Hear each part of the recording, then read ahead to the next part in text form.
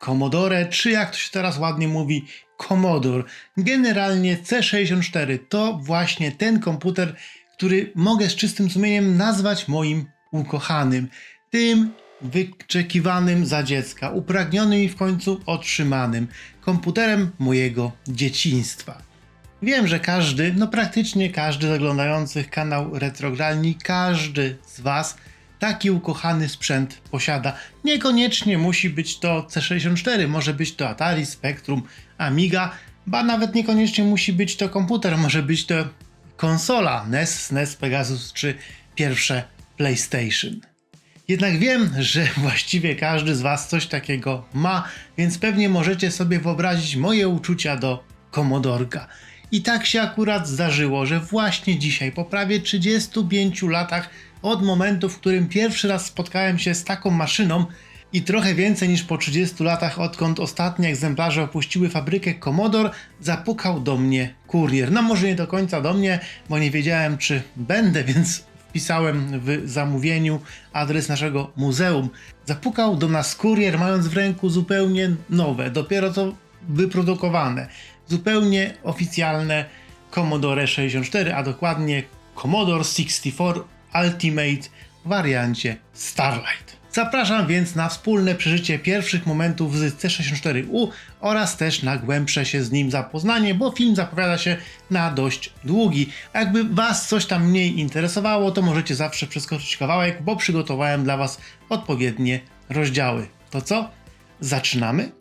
Zacznijmy od początku. Historia komputera Commodore 64 zaczęła się w roku 1981, gdy możecie mi nie wierzyć, ale trochę z nudów konstruktorzy zatrudnieni w firmie produkującej układy scalone MOS, będącej własnością Commodore i za zgodą jej przedstawiciela postanowili zaprojektować i zrealizować sobie zestaw nowoczesnych układów graficznych i dźwiękowych, który mógłby być podstawą do stworzenia next-genowej konsoli do gier. W ekspresowym dość tempie, bo w mniej chyba niż w rok, powstał słynny teraz układ graficzny MOS 6567, czyli VIC-2 i kultowy do teraz układ dźwiękowy MOS 6581, czyli SID.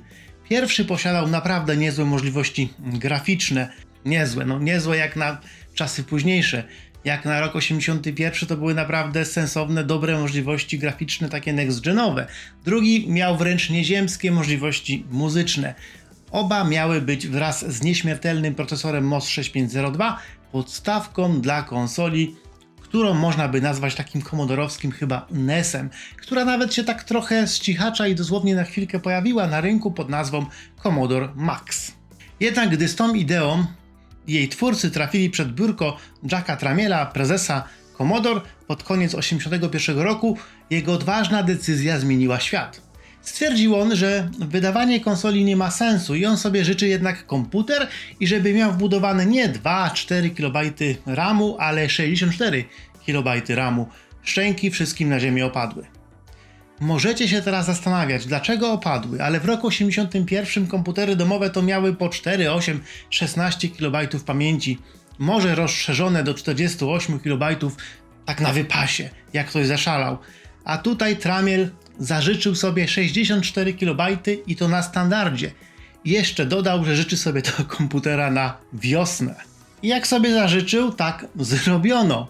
Już w styczniu, dobrze słyszycie, w styczniu 1982 roku, czyli od ręki, zaprezentowano prototyp maszyny, a na wiosnę z fabryk zaczęły zjeżdżać pierwsze seryjnie produkowane komputery Commodore 64. Jak to było możliwe? Generalnie postanowiono nie wyważać otwartych już kiedyś drzwi i połączono projekt nowej konsoli oraz poprzedniego komputera i wielkiego sukcesu, jakim był VIC-20. Postawiono też na ekonomiczność i prostotę maszyny. Dzięki temu powstał komputer, w którym może nie było za wielu wodotrysków. Może posiadał kilka drobnych wad i bugów, ale z drugiej strony posiadał też w swoim rdzeniu ogromne możliwości next-genowej maszyny do gier i nie tylko. Commodore przewidziało, że to starczy, że wszystko to, na czym oni sami oszczędzili czas i pieniądze, stworzą za nich użytkownicy i firmy trzecie. I można powiedzieć, nie mylili się. C64 stał się niewiarygodnym sukcesem. niedoścignioną platformą do gier, a z biegiem lat także rozbudowaną maszyną do zwykłej komputerowej pracy. Był produkowany przez nie tylko całe lata 80., ale i przez pierwszą połowę lat 90.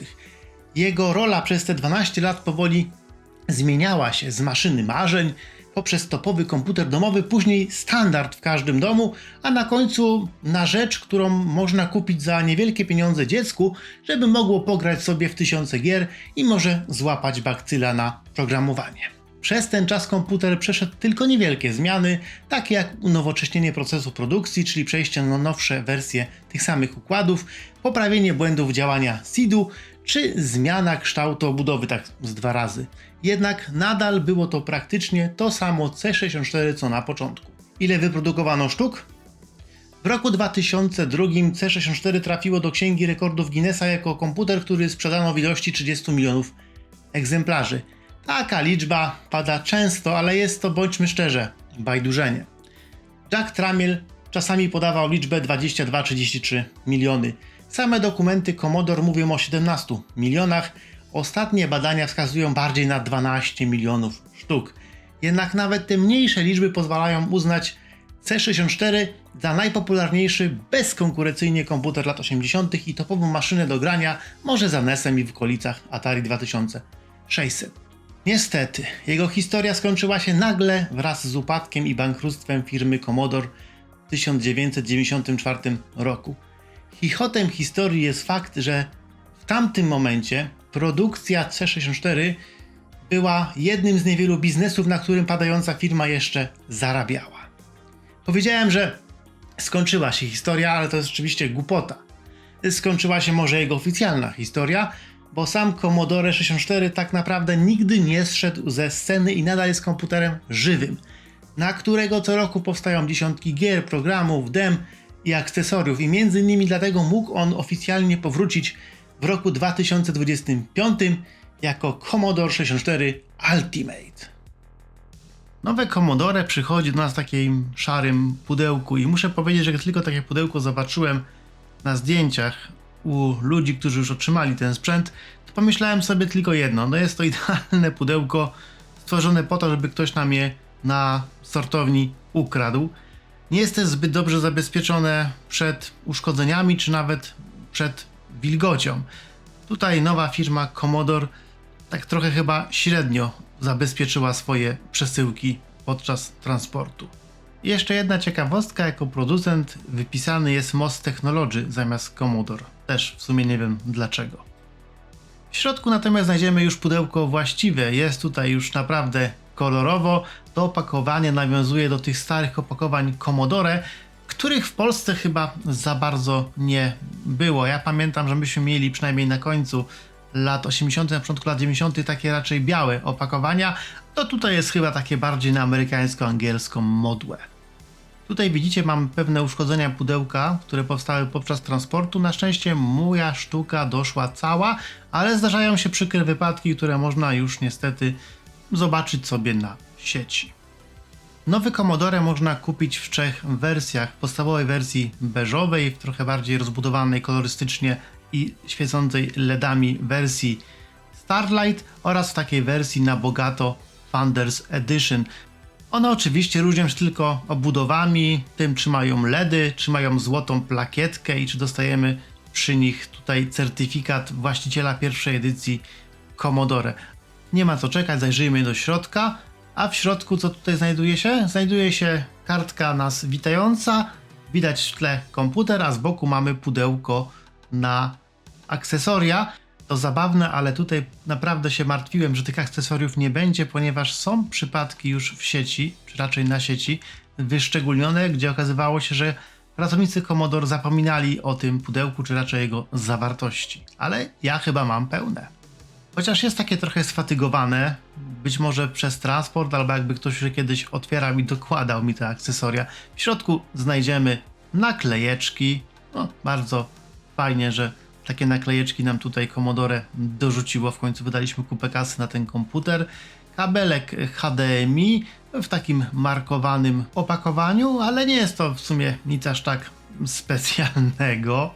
Tutaj natomiast widzicie, że chyba coś się wysypało, a wysypał się zasilacz. Jest to typowy 12V zasilacz z wymiennymi końcówkami do gniazdka. Oczywiście założymy sobie wersję europejską. On jest, jak widać, taki przeźroczysty i z tego co widziałem, wszystkie modele Commodorka dostają tą wersję przeźroczystą. Akurat do mojej wersji Starlight przeźroczystej pasuje, do wersji beżowej może będzie pasować troszkę mniej, ale nie ma tutaj co się chyba na to za bardzo burzyć. Została jeszcze kaseta i tutaj mam pewne problemy z jej wyciągnięciem, ponieważ jest ona przyklejona do pudełka za pomocą takiego gumowego kleju. No generalnie tam większość rzeczy w tym pudełku było takim klejem poprzyklejane, zresztą nawet to pudełko było takim klejkiem przyklejone do tego głównego pudełka. To miało chyba zabezpieczyć te części przed ruszaniem się w środku, ale jak widzicie i tak nie tak do końca nie zabezpieczyło, a tylko są problemy, żeby to wyciągnąć. Sama kaseta to nie jest tak naprawdę kaseta, ale ładnie wyglądający pendrive, na którym dostarczone jest oprogramowanie, dema, trochę gierek, no generalnie kilka fajnych rzeczy, którymi chciało się z nami Commodore podzielić. Ostatnią rzeczą, jaką znajdziemy w pudle, oprócz oczywiście samego komputera, jest bogata instrukcja obsługi, też wykonana w stylu amerykańsko, chyba angielskich instrukcji. Ja jako posiadacz Commodorka niemieckiego miałem zupełnie inną instrukcję, natomiast ta jest jak najbardziej, taka bym powiedział, najbardziej kultowa. Wygląda jak ta najbardziej kultowa wersja. Jest to instrukcja, która łączy instrukcję obsługi samej płyty głównej Ultimate tego nowego komputera Commodore 64, łączy ją z instrukcją obsługi Basica, no i zasad działania starego komputera Commodore 64, także naprawdę jest to ciekawa lektura chyba dla każdego. Ale nie ma co tutaj więcej przedłużać. Spójrzmy na sam komputer w wersji Starlight, wersji przejrzystej. Muszę powiedzieć, że wydaje mi się, że jeśli chodzi o wygląd komputera, to dokonałem dobrego wyboru.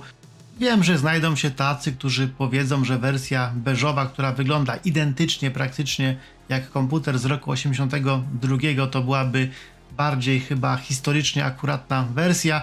No ale ja nie jestem jakiś wielkim mega fanem tej pierwszej wersji obudowy Commodorka, a ta przeźroczysta naprawdę wyglądała ciekawie na zdjęciach, a muszę dodatkowo powiedzieć, że w rękach wygląda o niebo lepiej. Jak czasami obudowy przeźroczyste się tak średnio sprawują, to tutaj ta obudowa wraz z tą białą płytą pod spodem to po prostu genialna sprawa. Ma tylko jedną wadę. Widzicie tą wadę? Jak wciskam klawisze, to się wciska cała klawiatura do środka. O tym jeszcze opowiem, ale teraz wróćmy do oglądania samego komputerka. Już pierwszy rzut oka na jego bok wskazuje, że nie mamy tutaj do czynienia z takim komputerem jak ten z lat 80. czy 90. Mamy 12V zasilanie, 3-stanowy przełącznik zamiast przycisku Power, ale z drugiej strony obok znajdują się takie typowe porty DB9, DE9 dla joysticków i innych akcesoriów. Również z tyłu mamy taką mieszankę łączy starych i nowoczesnych. Pierwszy jest port kartridża, tego znamy od lat. Drugi to tutaj widzicie wyjście RF, ale w jego miejscu znajduje się tak naprawdę jack audio. Następnie jest typowy port wideo Commodorka. Później złącze serial, takie typowe komodorowskie do stacji i drukarek. Kolejny jest port magnetofonu. Tutaj dalej mamy taki sam jak mieliśmy od zawsze, a na końcu tam gdzie normalnie był user port mamy wyjście HDMI, wyjście sieci LAN oraz 2 porty USB. Także kurczę, o co właściwie tak chodzi z tym komputerem? Czym on tak właściwie jest? Może w sumie od tego powinienem zacząć, czym tak naprawdę jest komputer Commodore 64 Ultimate. Na jego stronie można przeczytać, że jest to bierna replika oryginalnej płyty głównej na sprzęcie FPGA. No jest to dość dziwny opis, choć tak jest w 1/3 prawdziwy. Faktycznie główną częścią tej maszyny jest płyta nomen omen główna Ultimate 64, która za pomocą układów FPGA, choć nie tylko za ich pomocą, implementuje starą 30-letnią maszynę w nowoczesny sposób. Czym jest samo FPGA? To będzie naprawdę krótka dygresja. FPGA, czyli Field Programmable Gate Array, to specjalny układ scalony, który można programowo przebudować tak aby zachowywał się w zupełnie inny sposób, jak zupełnie inny sprzęt.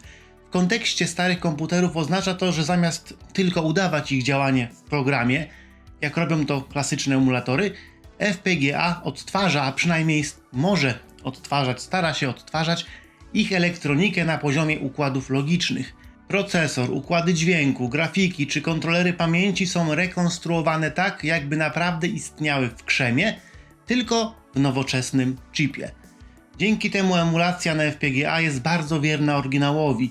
Timingi, opóźnienia, dźwięki, zachowanie sprzętu są niemal identyczne jak w prawdziwych komputerach z lat 80. czy 90. To dlatego rozwiązania FPGA są tak cenione w retro gamingu i demoscenie. Dają wrażenie bliskie oryginalnemu sprzętowi, ale bez jego wad, takich jak starzejące się podzespoły czy problemy z dostępnością. I właśnie tutaj mamy coś takiego. Bardzo, bardzo wierną kopię oryginalnego komputera Commodore 64 plus całą masę dodatkowych bajerów i akcesoriów zarówno z retro czasów, jak i nowoczesnego świata. Ta płyta w tym komputerze nie znalazła się jednak z powietrza.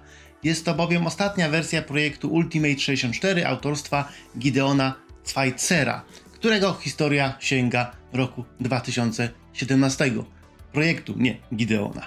Od tamtego czasu powstało jej wiele wersji. Ja sam posiadam kupioną około 5 lat temu wersję podstawową, którą możecie zobaczyć na praktycznie każdym moim live'ie z Commodorka i o której nakręciłem sporo technicznych filmów. Obecnie w sprzedaży od Gideona znajduje się najnowsza wersja Elite 2, a w tym C64 mamy do czynienia z jej lekką modyfikacją. Jednak jeśli idzie o możliwości, ta moja 5-letnia wersja od tej tutaj różnią się drobnymi szczegółami. Koniec końców ważne jest to, że sercem tej maszyny jest projekt bardzo dojrzały, szanowany i już posiadający bardzo dużą bazę użytkowników.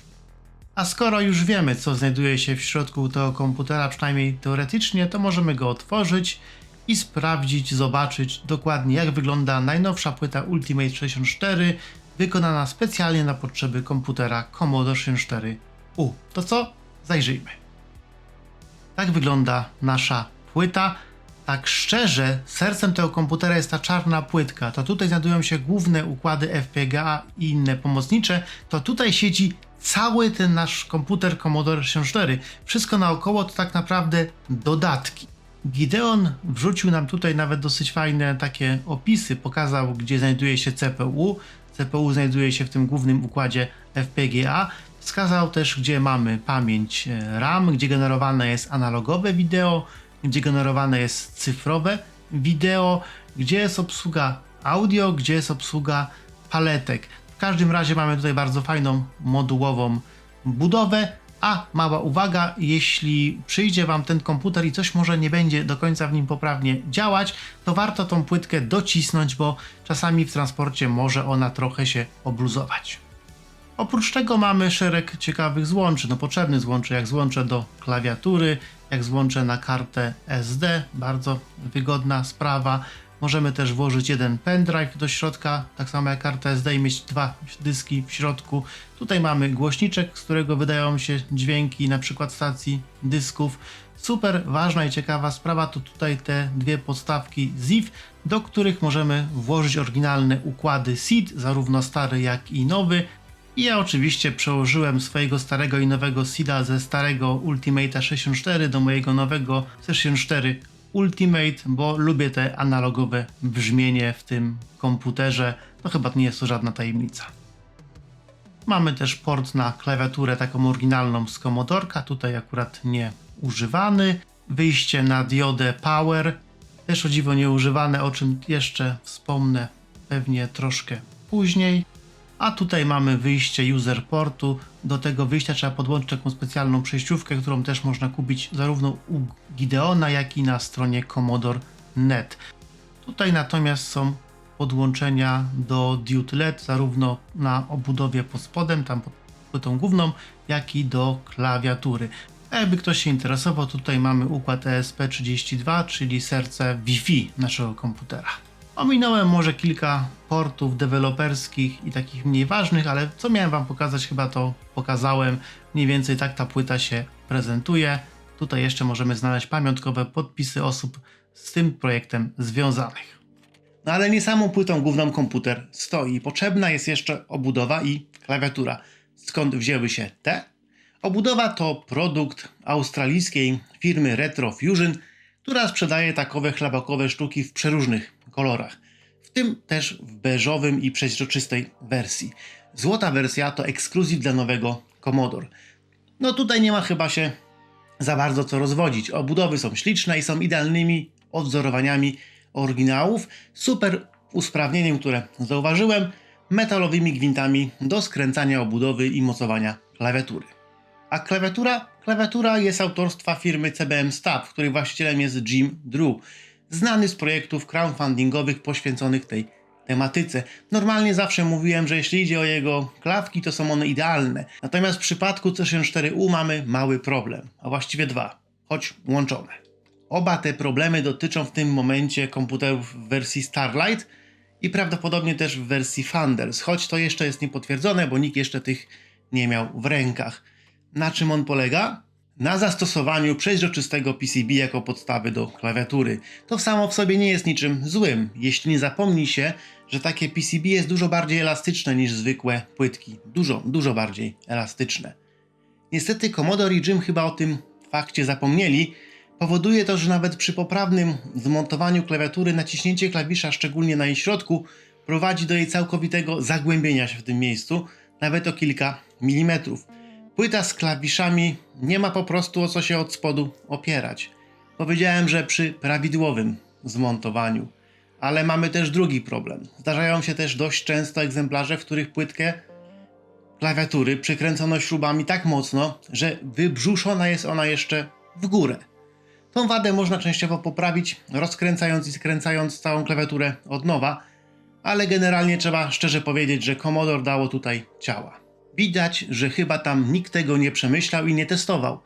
A dodatkowo na razie problem ten jest zamiatany pod dywan. A tak szczerze to starczyłoby tylko jakieś twardsze wzmocnienie tej płytki od spodu.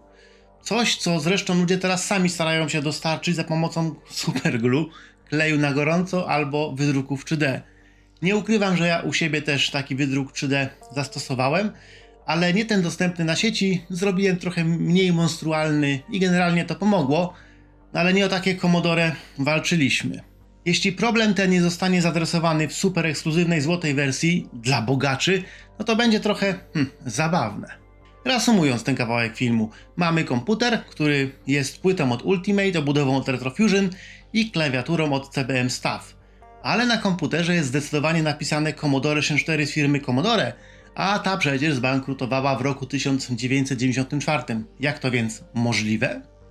Historia Commodore po upadku Commodore jest dość skomplikowana. W uproszczeniu powiem, że większość własności intelektualnej, w tym znaki towarowe, przekazywane były po kolejnych właścicielach masy upadłościowej przez ostatnie 30 lat, aż zainteresował się nimi znany angielski retro youtuber i właściciel kanału Retro Recipes Christian Perifractic Simpson. Chciał on zdobyć licencję na produkcję sprzętu pod tą marką, a ku szokowi wszystkich właściciele znaku towarowego, co jest naprawdę szokujące, zdroworozsądkowo stwierdzili, że oni się na retro nie znają, że marka Commodore się u nich marnuje i czy może po prostu by on od nich nie kupił tego całego majdanu, jakim jest Commodore, a dodatkowo za niewielką kwotę kilku milionów dolarów. W ciągu roku udało się dokończyć negocjacje, a w lato 2025 roku firma została oficjalnie przejęta przez grupę inwestorów pod przywództwem Perry'ego Fractica, któremu udało się do tego projektu przyciągnąć także sporo byłych i znaczących pracowników Commodore, a także przedstawicieli środowiska fanowskiego, czyli autorów m.in. projektów, które składają się na nową maszynę. Dosłownie chwilę później ruszają przedpłaty na nowe C64U, a pieniądze zebrane w ten sposób pozwalają na opłacenie poprzednich właścicieli do końca oraz oczywiście na rozpoczęcie produkcji. Trzeba przyznać, że mimo iż mam drobne uwagi do tego, co i jak robi ta nowa firma, to jeśli idzie o szybkość dostarczenia projektu, pół roku od momentu jego ogłoszenia, to jest to chyba ewenement w świecie retro, gdzie na takie rzeczy czeka się czasami długimi latami. Ja wam już dłużej czekać nie dam, odpalmy w końcu to cudo i sprawdźmy, co potrafi.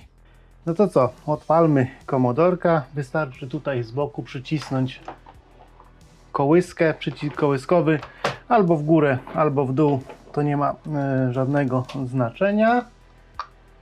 I po chwili pyk, mamy obraz, mamy kolorki Jak widzicie, obraz wygląda tak, jak wygląda. W tym momencie jest on wysyłany do Grabera za pomocą wyjścia HDMI. Mam też podłączone zwykłe wideo, zaraz zobaczymy, jak to wygląda.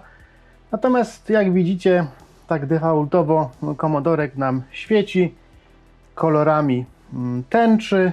Palą się zarówno te diody pod spodem obudowy, jak i te oświetlające płytę główną, jak i te oświetlające klawisze. No i tak to będzie sobie tutaj chodzić. Obraz jaki jest, to widzicie, ale przełączę Wam teraz z wyjścia HDMI na wyjście wideo zwykłe, analogowe, a właściwie to S-Video będzie. No i tutaj mamy bardzo ładny obraz S-Video. Te oba sygnały wideo są nadawane naraz, także możemy się z powrotem przełączyć na HDMI i generalnie HDMI będę od tego momentu używał, bo się w ten sposób łatwiej ten komputer obsługuje. Żeby wejść do menu komputera, trzeba wcisnąć ten przycisk kołyskowy w górę. Alternatywnie można wcisnąć Commodore i Restore. I to jest bardzo fajny dodatek, którego nie było w starych wersjach Ultimate 64, ale też chyba nawet nie ma tego w Elite, w tej osobnej płycie, którą można teraz kupić. To prawdopodobnie się pojawi, ale w tym momencie jest to chyba najwygodniejszy sposób wchodzenia do menu, bo dojście do tej kołyski no jest trochę mniej wygodne. Jak widzicie, mamy tutaj całkiem przyjaźnie podzielone menu główne komputera.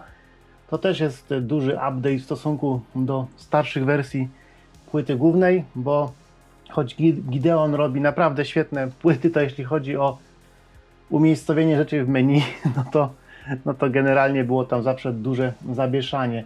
Tutaj najbardziej chyba będzie wszystkich interesować Disk File Browser, czyli możliwość przeglądania karty SD, która jest w środku komputera, dwóch portów USB, które są z tyłu i portu USB, który jest tutaj pod spodem. W tym momencie mam podłączoną kartę SD w środku, która jest zupełnie pusta, oraz mam swój pendrive w pierwszym porcie USB 0. Tutaj jest cała masa plików. Mamy też wewnętrzną pamięć flash, która jest zapisywana i nie kasowana podczas wyłączenia komputera. Tutaj są zazwyczaj umieszczane takie rzeczy jak kartridże, jak pliki z ROMami albo jakieś konfiguracje, co możemy tutaj zapisywać. No i mamy też podręczny RAM disk, który się kasuje przy restarcie komputera. Jak widzicie, chodzę sobie tutaj po menu kursorami, tak jak to się chodzi kursorami w przypadku zwykłego Commodore, czyli w dół, z Shiftem jest w górę. Można wejść w prawo w tą stronę, z Shiftem jest w lewo, wychodzimy z menu, także jest to tutaj wszystko sensowne. Dodatkowo nowość, możemy też chodzić za pomocą klawiszy WSAD, czyli wsadem, i wchodzić enterkiem. Zresztą enterkiem zawsze się wchodzi. Jest to też nowość w tej wersji oprogramowania, no ponieważ ten komputer nie jest dostarczany z żadnym joystickiem, a dużo osób nie kuma obsługi klawiszy kursorów na komodorku albo uważa, że jest to niewygodne. No i w sumie ma rację, to ten wsad to jest bardzo fajna opcja. Tak sobie jednak pomyślałem, że zanim zaczniemy coś odpalać, to chyba zmienimy ten obraz, który widzicie na ekranie, bo jest on dosyć nieciekawy. Możemy wejść sobie do Video Setup. Możemy zmienić system komputera między PAL-em a NTSC, PAL-em 60, NTSC 50, etc. No, my w Europie używamy systemu PAL. Jeśli byśmy przełączyli na NTSC, to może nam nawet część demek nie chodzić, zostawiamy PAL, ale zmieniamy sobie rozdzielczość wyjścia HDMI. Jak widzicie, mamy tutaj wyjścia SD, czyli takie mniej więcej jakie wychodziły rozdzielczości ze zwykłego komodorka. Mamy HD, mamy też wyjścia typowo komputerowe 800 na 600, 1024 na 768, 1280 na 1024, rozdzielczości bym powiedział typowo komputerowe, i mamy też Full HD. I to też jest nowość w tych płytach. Wydaje mi się, że w Ultimate chyba już Full HD było. Nie jestem pewien, czy te wyjścia PC-owe, rozdzielczości PC-owe były. No, my sobie przełączymy na Full HD i musimy potwierdzić to, o dziwo, wyjściem z tego menu. save, tak, zapisujemy zmianę. Druga sprawa to wyłączamy te scan linie. One może i dobrze wyglądają na ekranie monitora, ale na ekranie Grabera, na ekranie YouTube'owym wyglądają tak sobie. Dodatkowo możemy też zmienić kolorystykę palety naszego komodorka. Akurat tutaj żadnej wgranej nie mam. Jeśli chodzi o palety komodorka, czyli to jak niebieski jest niebieski, jak zielony jest zielony, tutaj jest to temat rzeka. Każdy komputer miał tą paletę trochę inną, w zależności od tego, czy to był komputer PAL, NTSC, jaka była wersja płyty i jaki mieliśmy telewizor. Zostawmy sobie tą standardową. Możemy też zmienić tryb działania tego naszego wyjścia analogowego wideo ze standardowego wyjścia takiego jak był w Commodorku, czyli Composite Video i S-Video na RGB. Zostawiamy to bez zmiany. Możemy też zmienić tryb wyjścia HDMI z auto, HDMI DVI. To tutaj tak naprawdę chodzi o wykrywanie tego, jak realizowany jest dźwięk. Można sobie najlepiej zostawić na auto, ewentualnie na HDMI. Jakby Wam kiedyś zniknął dźwięk w Commodorku po podłączeniu telewizora, to możecie właśnie się przełączyć na HDMI, wymusić HDMI.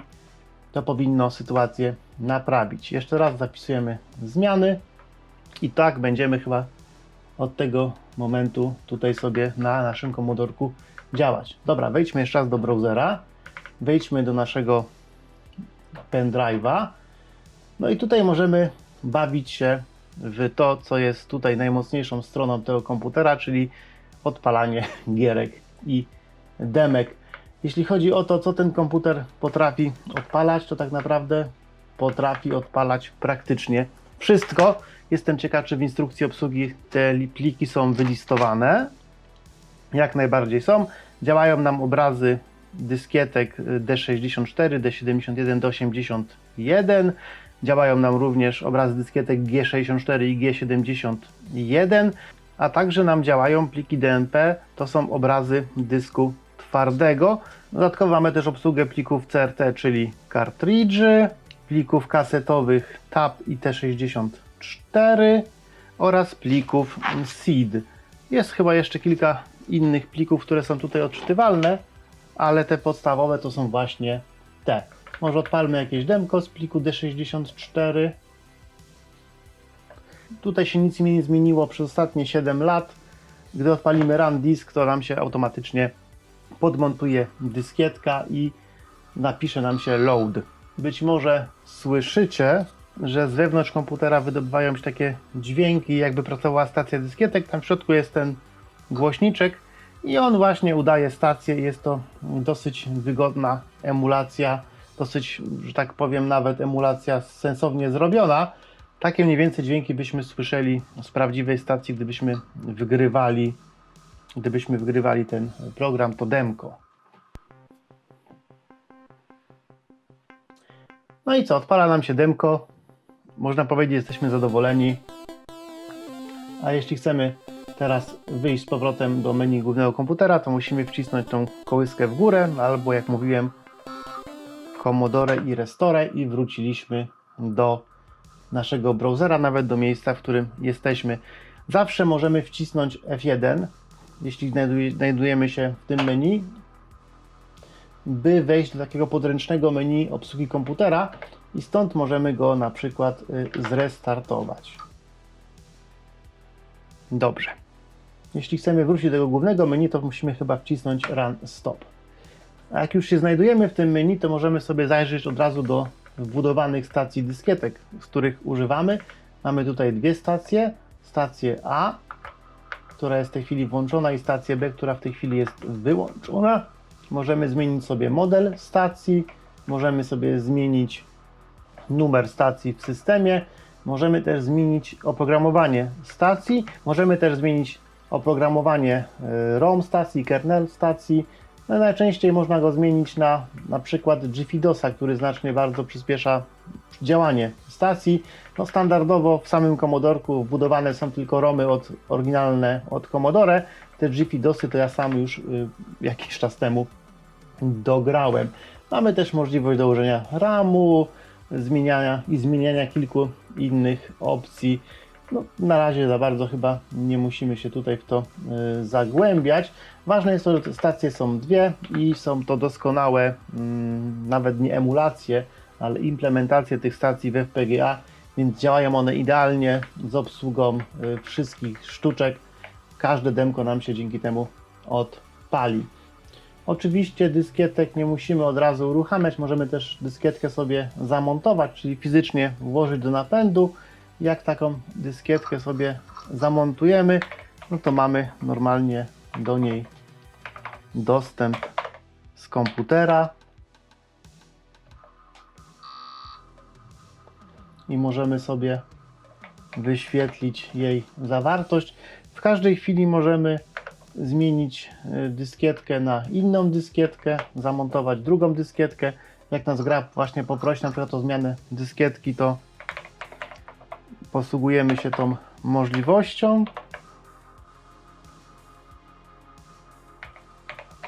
No tutaj tego jest naprawdę dużo, jeśli chodzi o obsługę dyskietek. Nie będę się jakoś mocno zagłębiał. Może przejdźmy na przykład do obsługi kartridży. Kartridże wsuwamy i po wsunięciu kartridża komputer nam się restartuje i od razu kartridż działa. Oczywiście też możemy używać zewnętrznego portu kartridży, a jeśli włożymy kartridż zewnętrzny, to on powinien się standardowo uruchomić automatycznie. Włożyć kartridż. Jak to prosto brzmi. Dobra. Wszedł. No, niewyrobione są tutaj porty.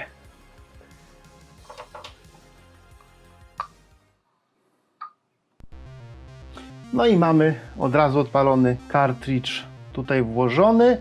W starych płytkach Elite można było wymusić, czy mamy używać kartridża wewnętrznego, zewnętrznego, czy mamy robić to automatycznie. Tutaj też to prawdopodobnie gdzieś jest do zrobienia, ale nie będę w tej chwili tej opcji szukał. Wersja automatyczna, że odpala się nam to, co mamy włożone, jest w zupełności sensowna. Jeśli się zastanawiacie na przykład, czy możemy sobie odpalać takie bardziej zaawansowane kartridże, jak jakieś Action Replaye, to jak najbardziej możemy.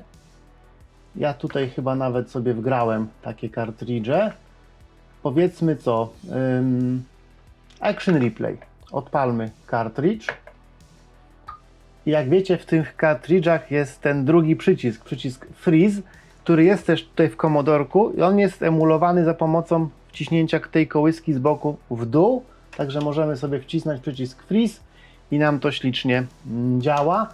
Po restarcie komputera ten kartridż zostanie, ale jeśli komputer wyłączymy, no, mógłbym go tutaj przytrzymać dłużej kołyskę, wtedy się komputer zestartuje, ale możemy po prostu go zrebootować, no to ten kartridż oczywiście zniknie. Jest też metoda na pozostawienie kartridży na stałe, ale to pokażę za jakiś moment. Co jeszcze mamy za pliki? No mamy pliki kasetowe T64. Pliki T64 to tak są naprawdę kontenery, takie trochę jak dyskietki, także możemy sobie odpalić od razu grę. A tutaj widzimy, jeszcze mamy stronę tytułową, czy właściwie program tytułowy i jakieś jeszcze dodatkowe coś, nie wiem właściwie co to jest, ale jak sobie odpalimy program z pliku T64, to nam po prostu zostanie z tego pliku wyciągnięty, no i odpali się jako osobny program.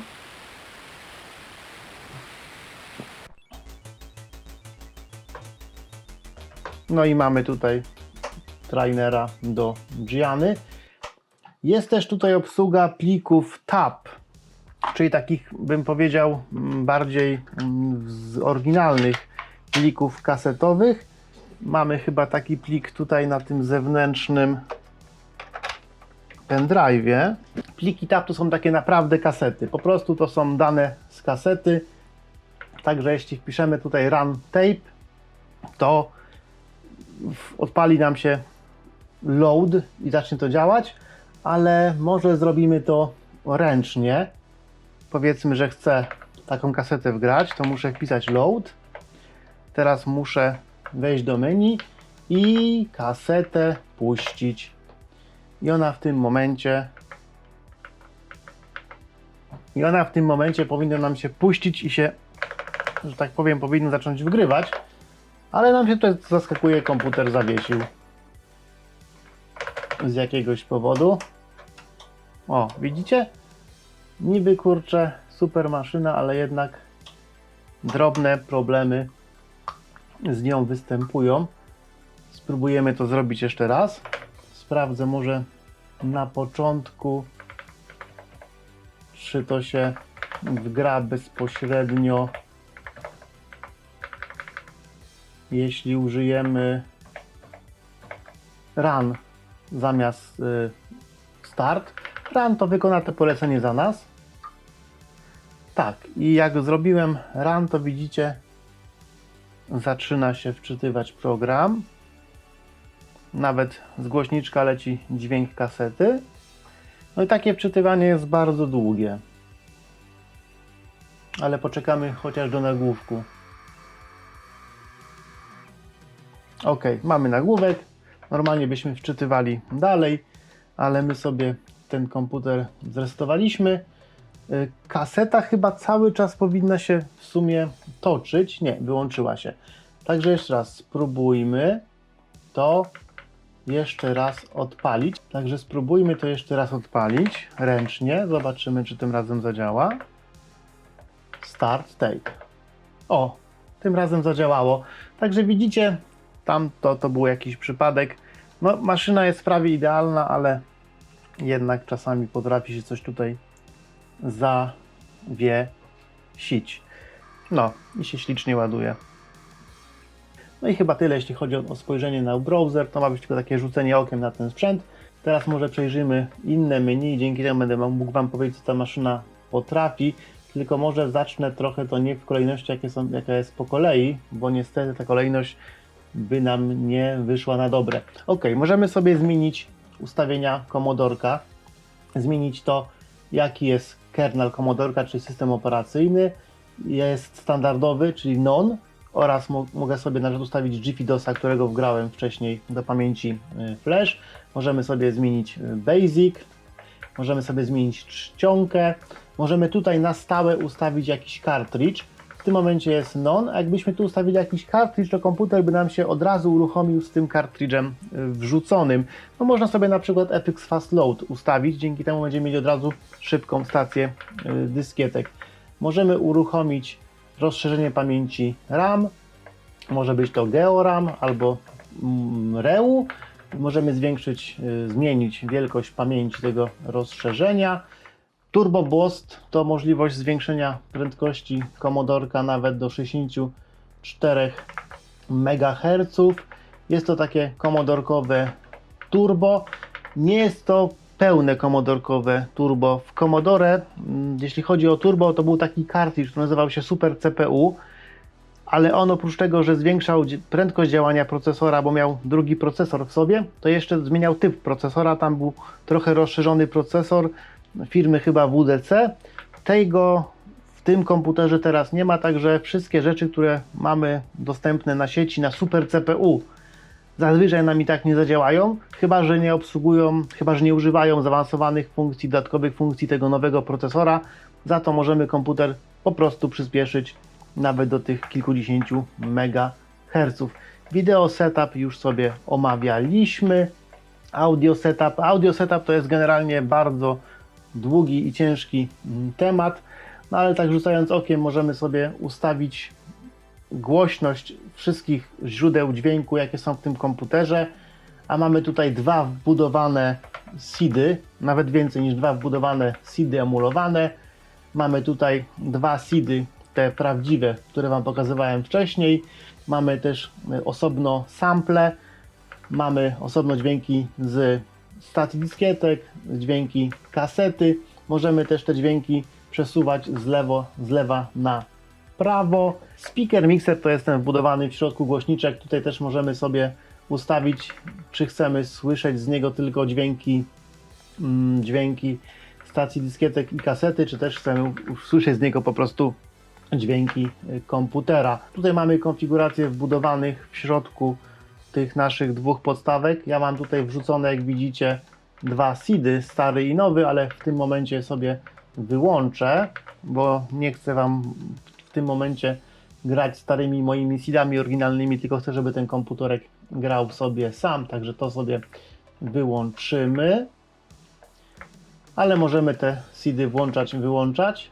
Tutaj mamy konfigurację emulowanych seedów i możemy sobie ustawić 2 seedy w taki łatwy sposób. Możemy zmienić typ tego seeda.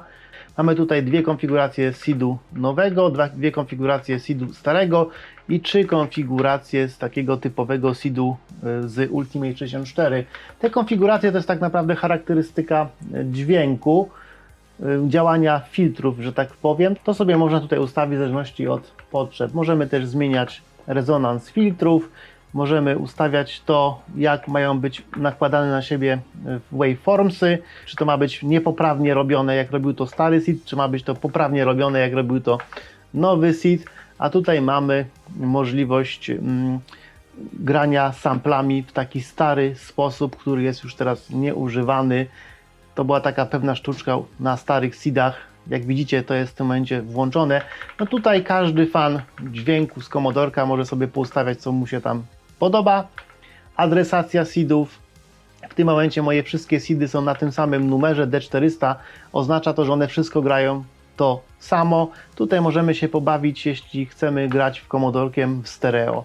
Standardowo mamy te 2 seedy adresowane tutaj, ale możemy je rozmnożyć aż do 8 seedów i możemy dzięki temu grać muzykę 8-seedową. Czyli naprawdę, kurde, kanałów aż no po sufit. Zresztą sami posłuchajcie, jak brzmi taka 8-seedowa muzyczka.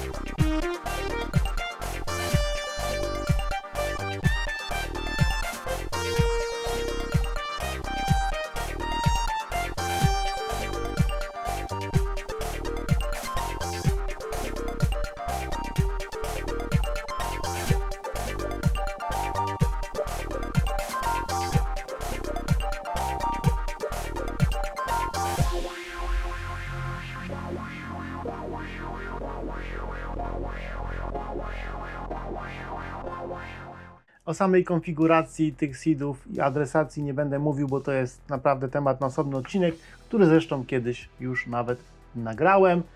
Ostatnia opcja w tym menu to jest autokonfiguracja wbudowanego w browser seed playera.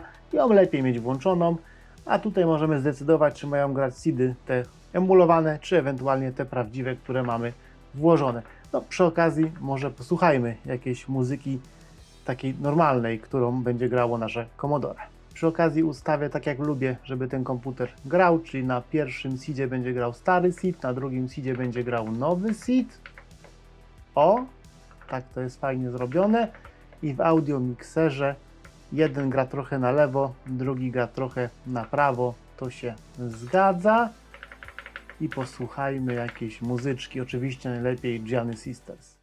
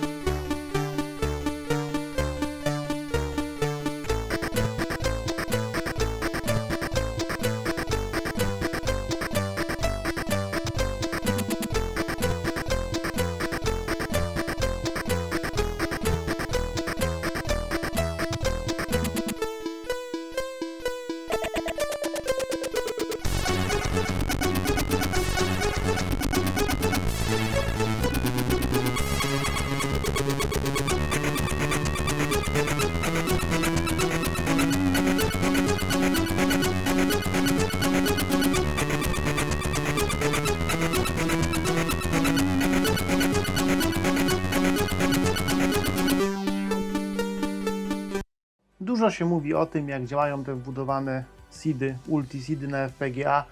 Niektórzy uważają, że mają zbyt syntezatorowe brzmienie, inni mówią, że grają całkiem dobrze. Ja generalnie do swojego komputera włożyłem 2 prawdziwe SID-y i je właśnie teraz aktywuję. Zobaczycie, usłyszycie, czy jest naprawdę taka duża różnica. Tutaj chyba zależy od człowieka, kto co lubi. No ja jestem akurat fanem SID-ów, dlatego mam te swoje 2 włożone, ale sami się przekonajcie, czy naprawdę jest aż taka wielka różnica.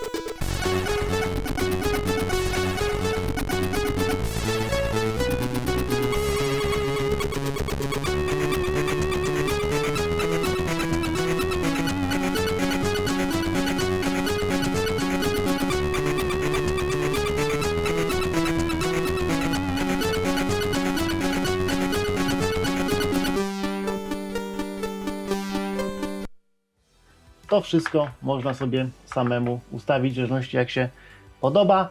Kolejne menu to kontrolery. To jest fajna rzecz, tego nie ma w starych płytach, jest to tylko w Ultimate.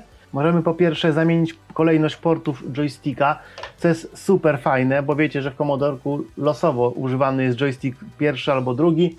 Tutaj możemy bez przekładania joysticka zamienić miejscami porty, ale też możemy włączyć emulację i to jest zupełna nowość w tym Commodorku, emulację joysticka na porcie pierwszym i drugim na wsadzie i returnie. Też bardzo fajna sprawa. O, teraz dochodzimy do najbardziej chyba kontrowersyjnej rzeczy, czyli do LEDów. Mamy tutaj konfigurację LEDów. Ja sobie zawsze ustawiam tak, żeby LEDy w obudowie grały muzycznie, a na klawiaturze też, żeby grały muzycznie. Nie będę Wam tutaj pokazywał wszystkiego, ale generalnie no, można się tutaj bardzo mocno pobawić opcjami. Mamy pojedynczy kolor, tęczę z jakimiś rozbłyskami, rozbłyski. No dobra, zostawmy może na default. Tak samo jest przy klawiaturze. Tutaj chciałbym Wam powiedzieć o pewnym problemie, jaki ma ten komputer. Otóż ten komputer nie ma diody power. Bo to, co tutaj widzicie, to nie jest dioda power. To jest dioda klawiaturowa. Jak widzicie, jak wyłączę oświetlenie klawiatury, to wyłącza się dioda power. Jak ustawię sobie kolor klawiatury na niebieski, to niebieska jest też dioda. Jak sobie go ustawię na zielono, to zielona jest też dioda. Także ta dioda nie jest diodą zasilania, tylko jest diodą klawiaturową. Jestem zdziwiony, czemu tak zostało to stworzone, ponieważ na tej płycie głównej jest osobne wejście do diody zasilania. Jest to bardzo fajnie zrobione, bo można nawet korzystać z dwukolorowych diod zasilania. Ja w swoim starym Ultimate, tym czarnym, który pewnie widzieliście wiele razy, mam tutaj mam diodę, która jest normalnie czerwona, a kiedy działa stacja dyskietek, to jest zielona. Tutaj ta dioda nie wskazuje absolutnie niczego. To jest po prostu według mnie jakaś głupota, a wystarczyłoby tą diodę, która tutaj jest, nie podłączać do klawiatury, tylko podłączyć tam do płyty głównej, do wejścia power. Tak bezpośrednio tego niestety nie możemy zrobić, bo w tym momencie jest tutaj zastosowana dioda RGB, a dioda power nie może być diodą RGB, może być chyba tylko diodą jedno- lub dwukolorową. Dziwna sytuacja. Dlaczego tak zostało to zrobione? Nie wiem. Taniej byłoby przecież tutaj zamontować zwykłą diodę i poprowadzić kabelek nie do klawiatury, tylko na dół do płyty głównej. Dziwne. Mamy tutaj usługi sieciowe, możemy zmienić nazwę komputera, możemy odpalić serwer FTP na tym komputerze i wtedy możemy w bardzo prosty sposób z komputera, z PC-ta łączyć się do tego komputera i sobie przegrywać na ten komputer pliki, czy to na kartę SD, czy to na kartę USB. Możemy sobie odpalić serwer www i wtedy możemy sobie podłączyć ten komputer z przeglądarki i robić na tym komputerze różne rzeczy za pomocą przeglądarki. Naprawdę bardzo fajna sprawa. Komputer ma kabelek sieciowy, ma port sieciowy zwykły i ma też Wi-Fi. Jak widzicie, mam Wi-Fi swoje podłączone, czy nie mam podłączone? Mam podłączone. Mam tam podłączenie BT-Site 64, mam IP-ka. No generalnie bardzo wygodna sprawa. I to połączenie z siecią pozwala na wyszukiwanie różnych fajnych rzeczy w internecie. I tutaj muszę powiedzieć, jest spory downgrade z poprzednich wersji Ultimate do tej wersji Commodore. W poprzednich wersjach Ultimate'a można było sobie wpisać River Ride i mieliśmy od razu setki wersji River Ride'a do zagrania, ponieważ ta wyszukiwarka wyszukiwała taki katalog Assembly 64, w którym są wszystkie możliwe gry, programy, toolsy. Wszystko, co jest na Commodore, można było dzięki temu ściągnąć. Natomiast tutaj rozumiem trochę firmę Commodore. Tutaj mamy ich własną wyszukiwarkę ComoServe. Ta wyszukiwarka niestety albo stety pozwala tylko na wyszukiwanie rzeczy, na których Commodore ma prawa do ich udostępniania, że tak powiem, zdobyte. Czyli możemy tylko to sobie ściągnąć, do czego Commodore prawa posiada i co. No mamy tutaj dzięki temu nawet fajne gierki, ale niestety jest bardzo mocno ograniczona ilość rzeczy, które można w tym momencie wyszukać. Jest to spory downgrade. W starym Ultimate'cie szczerze już właściwie czasami nie używałem USB, bo wszystko wyszukiwałem w Assembly 64. Teraz tak naprawdę ta wyszukiwarka jest tylko może przydatna do tego, żeby ściągnąć coś, co Commodore nam oficjalnie udostępniło, ale nie jest to już wyszukiwarka internetu. Także spore znerfowanie tutaj nastąpiło tego sprzętu w tym miejscu. Dobra, kolejna rzecz, że nie mamy co narzekać. Mamy emulację modemu, dlatego też nie ma tutaj userportu, prawda? W miejscu userportu z tyłu znajdują się te wszystkie nowoczesne porty. Sam userport jest w środku, można go co prawda wyprowadzić na zewnątrz, ale nikt tego nie robi, ponieważ bądźmy szczerzy, jedyną rzeczą, którą się do userportu podłączało, to były modemy, a emulację modemu mamy tutaj na miejscu. Dzięki temu możemy korzystać z modemu i na przykład odpalać sobie BBS-y. Programy do BBS-ów nawet chyba nam dostarczyło Commodore na swojej kasecie. Zresztą zaraz sobie odpalimy taki modem, taki program do obsługi BBS-ów, terminal. Spróbujmy połączenie jakieś wykonać, sprawdzimy tylko, czy OK, działa. I teraz musimy podłączyć się do jakiegoś Commodorka.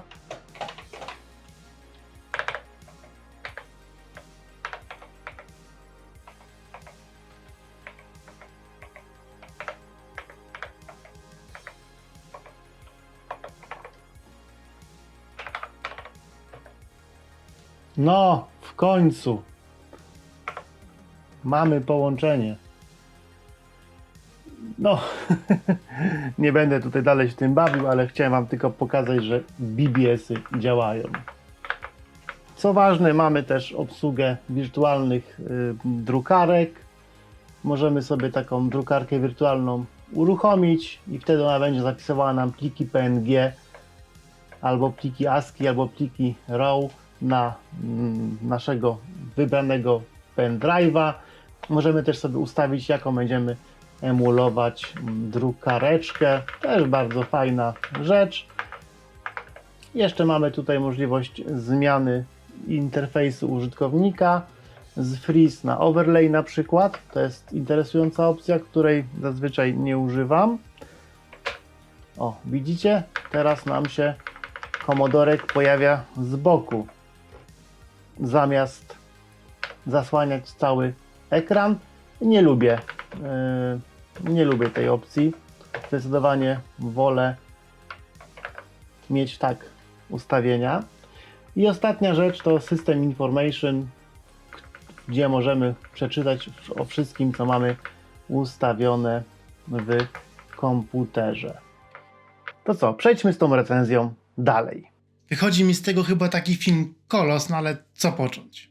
Przed chwilą widzieliście komputer w akcji. I jak możecie zauważyć, oprócz tego, że jest to zwykłe Commodore 64, to ma tam jeszcze masę wmontowanych bajerów.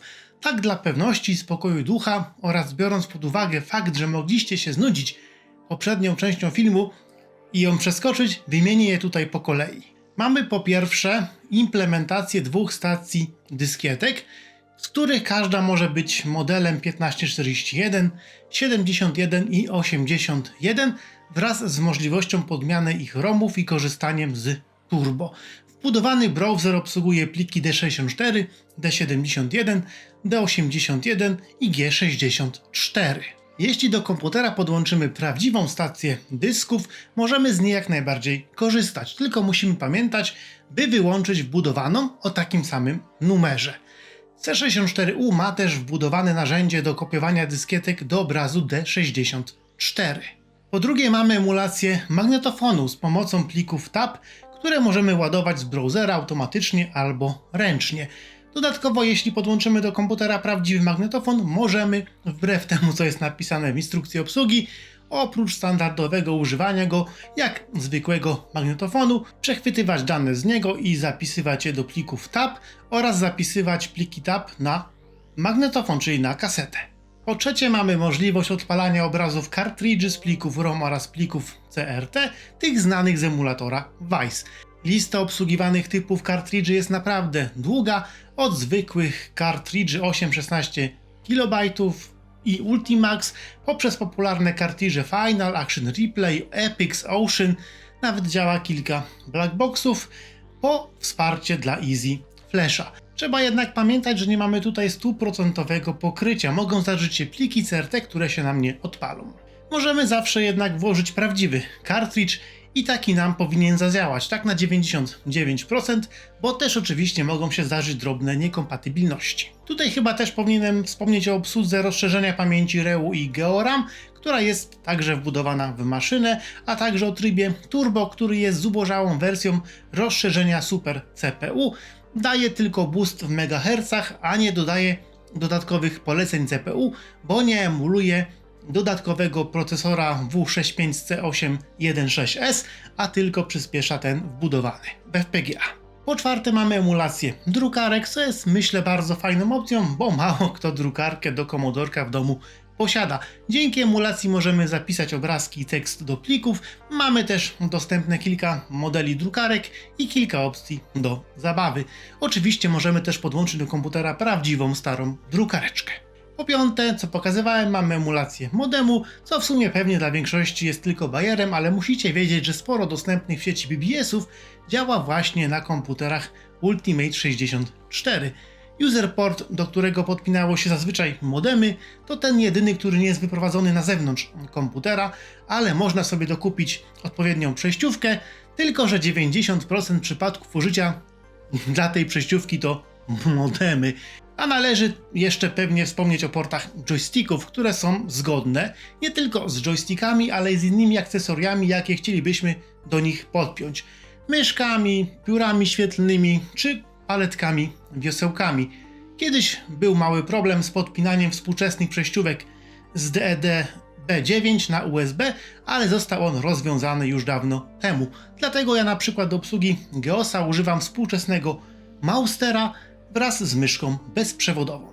Jeśli idzie o SIDy, to mamy tutaj implementację ich na FPGA, tak zwane Ulti-SIDy, które grają całkiem spoko. W wygodny sposób możemy skonfigurować dwa niezależne układy o charakterystykach zarówno SIDa starego, nowego, jak i innych, takich współczesnych powiedzmy SIDów, co może nam dać fajny efekt stereo.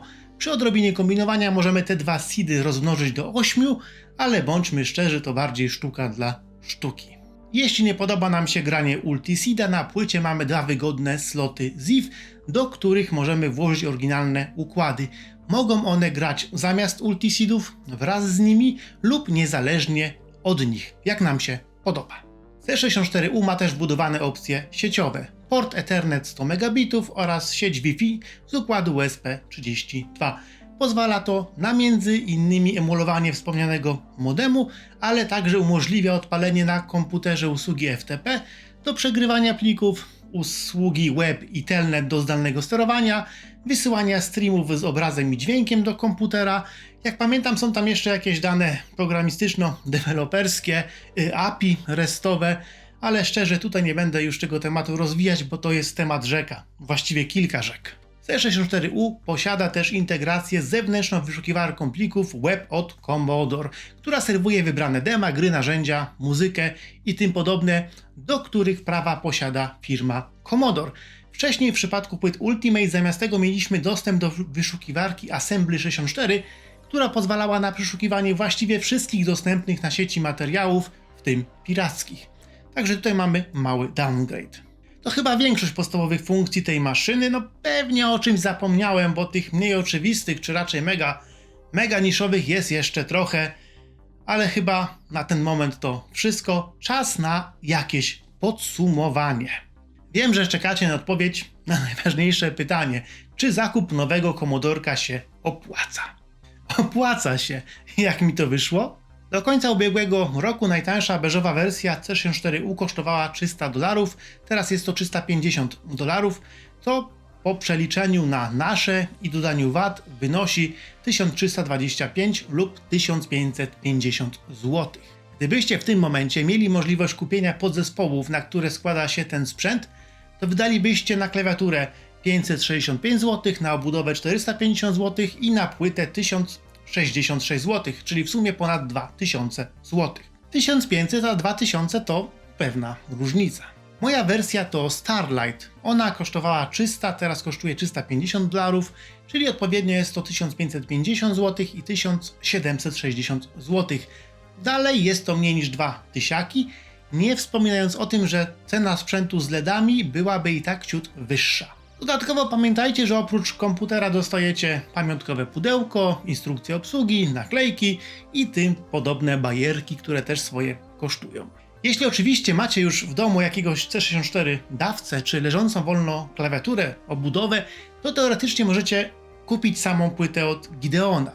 Ale tu uwaga, w momencie gdy robię ten odcinek zostało ostatnio 80 sztuk takich płyt i więcej już ich nie będzie. A czy Commodore będzie sprzedawało osobno swoje płyty główne? To nie wiem, choć się domyślam. Nie! Jeśli nie macie w domu w ogóle Commodore 64, a chcielibyście mieć takowy, plus te wszystkie bajery, no to moglibyście teoretycznie kupić Commodorka za, strzelam, $150-200 i cartridge Ultimate 2 plus L za kolejne $150 i w sumie zbliżamy się powoli do ceny C64U. Także tak, zakup C64U jest opłacalny. Choć oczywiście nie należy zapominać, że jest on dla sporej części z Was zupełnie niepotrzebny.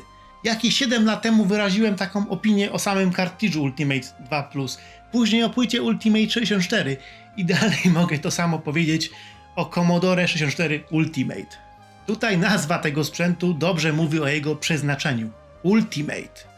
Jego zakup jest dobrym pomysłem dla osób, tylko dla osób, którym podobnie jak audiofilom na punkcie muzyki trochę odbiło już na punkcie Commodore lub retro sprzętów. Nikt normalny przecież nie wyda na raz takiej kasy na taki komputer sprzed 30 lat, prawda? Jeszcze można było jakoś ekonomicznie wykazać, że zakup na promocji wersji beżowej byłby ekonomicznie uzasadniony, jakby się nie miało w domu żadnego Commodorka. Ale bądźmy szczerzy, jakoś nie wierzę w to, że ktoś, kto nie miał już wcześniej w domu Commodore 64 z szufladą akcesoriów, kupił nagle tego kompa za $300.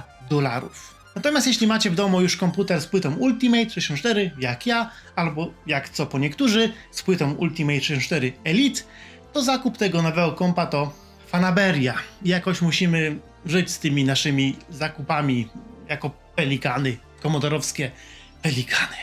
Skoro już znamy odpowiedź na podstawowe pytanie i wyszło nam, że jest to najbardziej opłacalny sposób wydania pieniędzy, których nie powinno się wydawać w ogóle, to może odpowiemy sobie na pytanie, czy to dobry sprzęt i czy Commodore udała się sztuka powrotu na rynek. Tutaj trzeba podzielić odpowiedź chyba na wersję komputera. Jeśli idzie o podstawową beżową, to nie można o niej powiedzieć chyba żadnego złego słowa.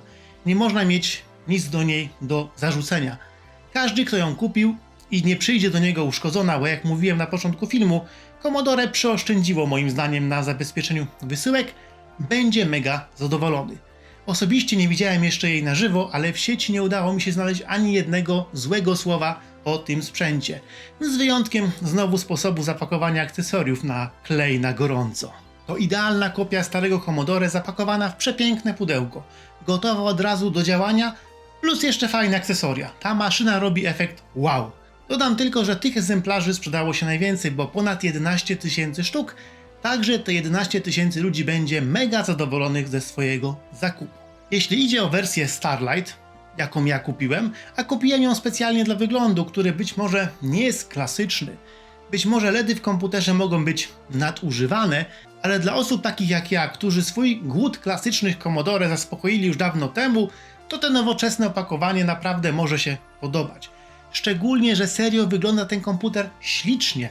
Obudowy przeźroczyste można zrobić naprawdę źle, a tutaj wygląda ta obudowa naprawdę dobrze. Podobnie jak klawisze i biała płyta w środku. I tak wiem, LEDy to wiocha, ale chyba już do nich dorosłem, albo już odpowiednio do nich zdziecinniałem. Szczególnie, że nie montujemy ich w oryginalnym sprzęcie, ale są częścią nowego przecież komputera. Niestety, ta maszyna ma pewną wadę. Ma dokumentnie spierdzieloną klawiaturę. I to powinno ją w moich oczach zdyskwalifikować.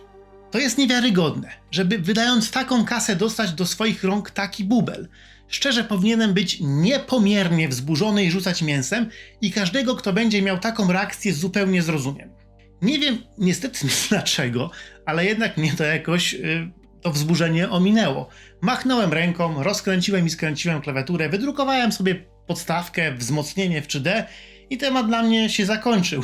To zdecydowanie nie jest normalna reakcja, ale no taką miałem. Jeśli Commodore w końcu jednak nie przestanie udawać, że ten temat nie istnieje i dalej będzie wrzucać radosnego Perriego, strzelającego fajerwerkami i pijącego szampana, podczas gdy 4000 jego klientów dostało lub dostanie taką popelinę, to się chyba naprawdę zdenerwuje.